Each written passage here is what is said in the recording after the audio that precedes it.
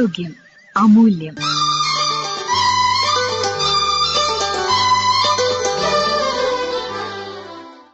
പ്രായമായവരിലെ കേൾവിക്കുറവ്, ഇതേക്കുറിച്ച് സംസാരിക്കുന്നു വടകര പാർക്കോ ഹോസ്പിറ്റലിലെ ENT വിഭാഗം associate consultant doctor Anand Krishnan.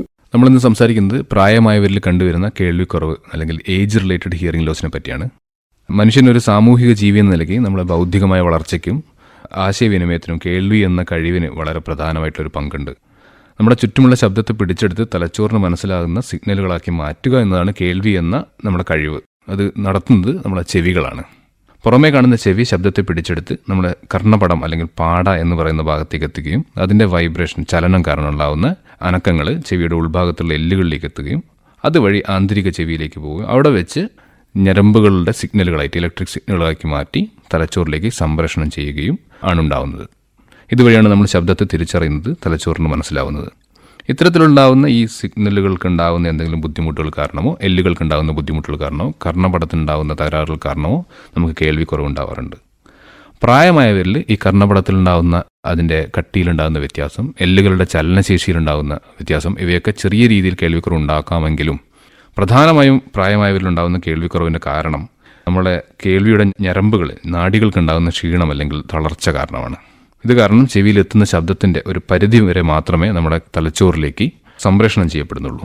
മറ്റു ചില കാരണങ്ങൾ കൂടെ ഇതിനുണ്ട്. പ്രമേഹം, വളരെ ദീർഘകാലം നീണ്ടു നിന്നിട്ടുള്ള പ്രമേഹത്തിൻ്റെ ഭാഗമായിട്ടോ അല്ലെങ്കിൽ അവരുടെ മുന്നേ ജോലി ചെയ്യുന്ന ഭാഗമായിട്ട് ഫാക്ടറികളിലും മറ്റും ജോലി ചെയ്യുന്നവർക്കുണ്ടാകുന്ന വളരെ വലിയ ശബ്ദങ്ങളുമായിട്ടുള്ള എക്സ്പോഷർ കാരണമൊക്കെ ഈ കേൾവിക്കുറവ് കുറച്ച് നേരത്തെ തന്നെ കണ്ടു തുടങ്ങാറുണ്ട്. നമ്മളെ സമൂഹത്തിൽ പൊതുവെ ഇത്തരത്തിലുള്ള പ്രശ്നങ്ങൾ പ്രായമായവർ പറഞ്ഞു തുടങ്ങുമ്പോൾ നമ്മളത്ര പ്രാധാന്യത്തോടെ ഇതിനെ കാണാറില്ല. നമ്മൾ മനസ്സിലാക്കേണ്ട കാര്യം, അവരും സമൂഹമായിട്ടുള്ള അവരും നമ്മളുമായിട്ടുള്ള ആശയവിനിമയത്തിൻ്റെ ഒരു മാധ്യമം കൂടിയാണ് ഈ ശബ്ദം എന്ന് പറയുന്നത്. അതിലുണ്ടാവുന്ന കുറവുകൾ എന്ന് പറയുന്നത് അവരുടെ മാനസികമായ ആരോഗ്യത്തെ കൂടെ ബാധിക്കുന്നുണ്ട്.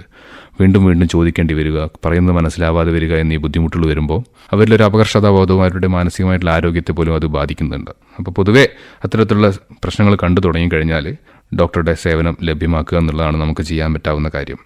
ഇത്തരത്തിലുള്ള പ്രശ്നങ്ങൾ കണ്ടു തുടങ്ങിക്കഴിഞ്ഞാൽ ഡോക്ടർമാരുടെ കൺസൾട്ടേഷൻ വഴി വിദഗ്ധ പരിശോധനയും കേൾവിയുടെ ടെസ്റ്റും നമ്മളിതിൻ്റെ കൂടെ ചെയ്യും. കേൾവി ടെസ്റ്റ് ചെയ്യുന്ന വഴി ഏത് ചെവിയിലാണ് കൂടുതൽ കേൾവിക്കുറവ്, എത്രത്തോളം കേൾവിക്കുറവുണ്ട്, ഏത് തരം കേൾവിക്കുറവാണ് എന്നീ കാര്യങ്ങൾ മനസ്സിലാക്കാൻ വേണ്ടി സാധിക്കും. തുടക്കകാലങ്ങളിൽ കേൾവിക്കുറവ് എന്ന ഒരു ലക്ഷണം ആയിക്കൊള്ളണമെന്നില്ല ഇതിൻ്റെ ലക്ഷണമായിട്ട് പറയാറ്. ചെവിയിൽ മൂളൽ പോലെ ശബ്ദം കേൾക്കുക, കൂട്ടം കൂട്ടമായിരുന്നു സംസാരിക്കുമ്പോൾ വ്യക്തമായി വേർതിരിച്ച് പറയുന്നത് മനസ്സിലാക്കാൻ വേണ്ടി കഴിയാതിരിക്കുക, അല്ലെങ്കിൽ ശബ്ദം കേൾക്കുന്നുണ്ടെങ്കിലും എന്താണ് പറയുന്നതെന്ന് മനസ്സിലാവാതിരിക്കുക എന്നൊക്കെ ആയിരിക്കാം ഇതിൻ്റെ ലക്ഷണങ്ങൾ. പിന്നീട് ഇത് പൂർണ്ണമായ കേൾവിക്കുറവിലേക്ക് മാറുകയാണ് സാധാരണ ഉണ്ടാവാറുള്ളത്.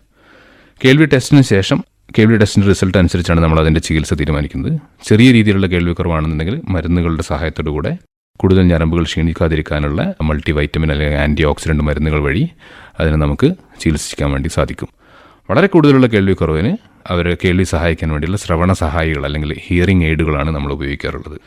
കൃത്യമായ കേൾവിക്കുറവിനനുസരിച്ചുള്ള ശ്രവണ സഹായികൾ ഉപയോഗിക്കുന്നതിലൂടെ അവരുടെ കേൾവിക്കുറവിനെ നമുക്ക് മാറ്റിയെടുക്കാൻ വേണ്ടി സാധിക്കും. പ്രായമായവരിലെ കേൾവിക്കുറവ്, ഇതേക്കുറിച്ച് ഇതുവരെ സംസാരിച്ചത് വടകര പാർക്കോ ഹോസ്പിറ്റലിലെ ENT വിഭാഗം associate consultant doctor Anand Krishnan.